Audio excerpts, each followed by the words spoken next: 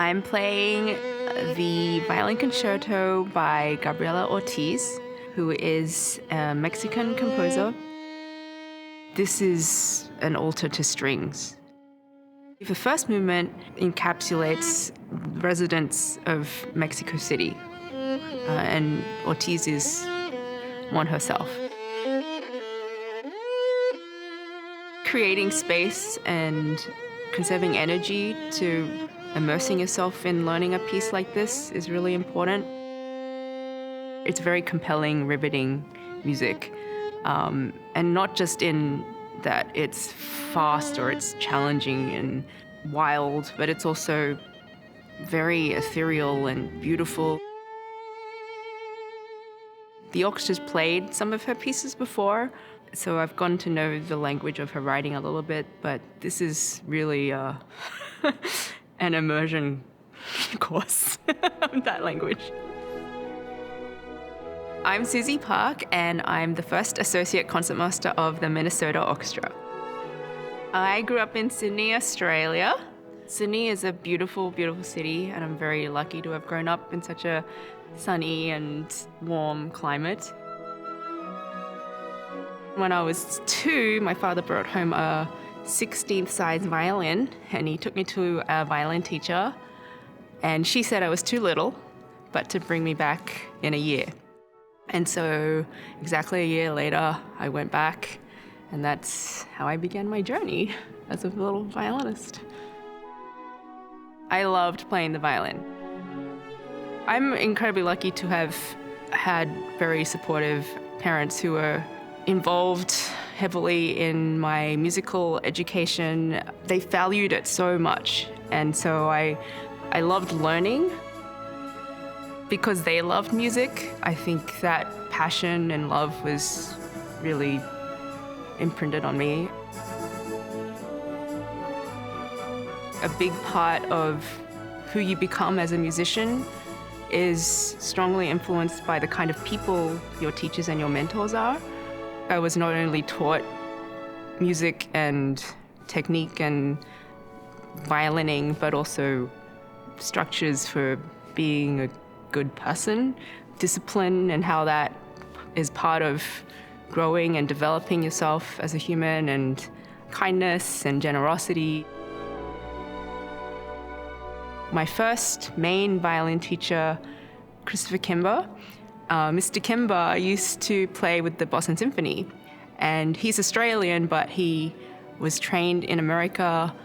He studied with Oscar Shumsky and Galamian, and so I was really lucky to study with him and be part of the Galamian lineage, I guess.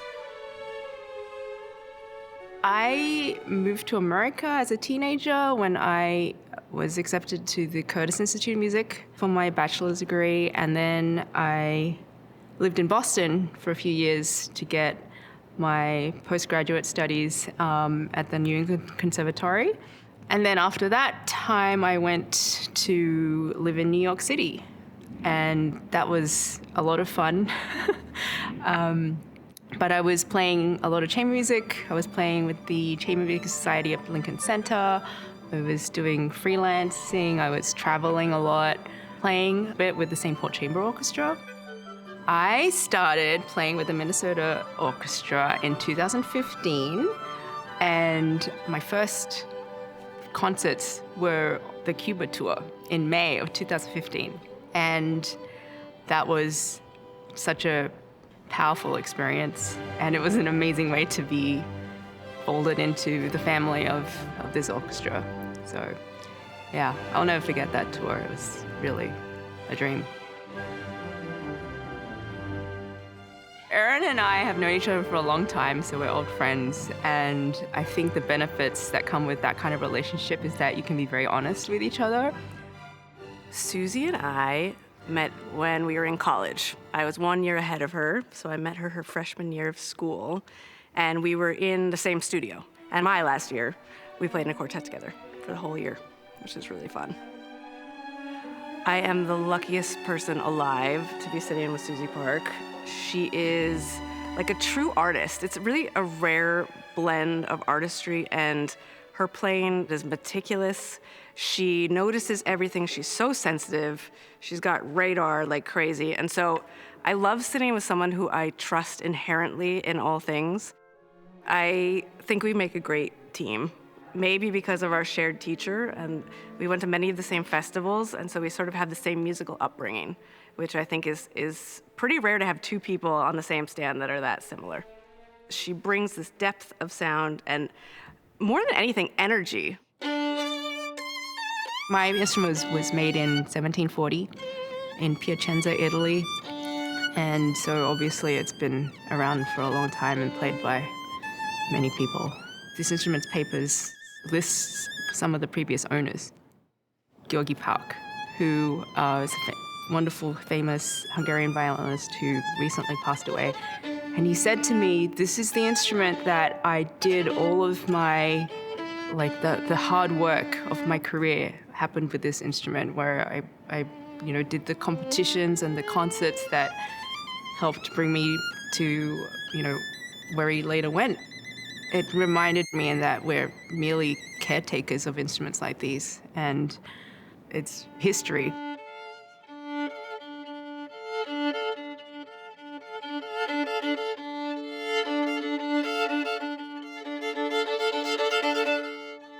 I really enjoy being part of sound that you're immersed in, and I would like to think that our string sound is quite warm and rich and sumptuous and deep. Growing up in the tradition, or at least studying with teachers who valued, sound production, quality of sound, I think that's informed my sensibilities, my appreciation for just a sound that you want to be hugged by. I love to express whatever emotion, character, feeling, and I love to share that with an audience because I feel so much when I play, and I think that it's so powerful, so important, so it's such a gift to be able to share that and communicate that with people around you and feel a connection that way, that you're experiencing something alike. And I think that's just one of the most beautiful things you can experience in life. And doing it with people around you who are friends, and it's truly an honor to do that as your work.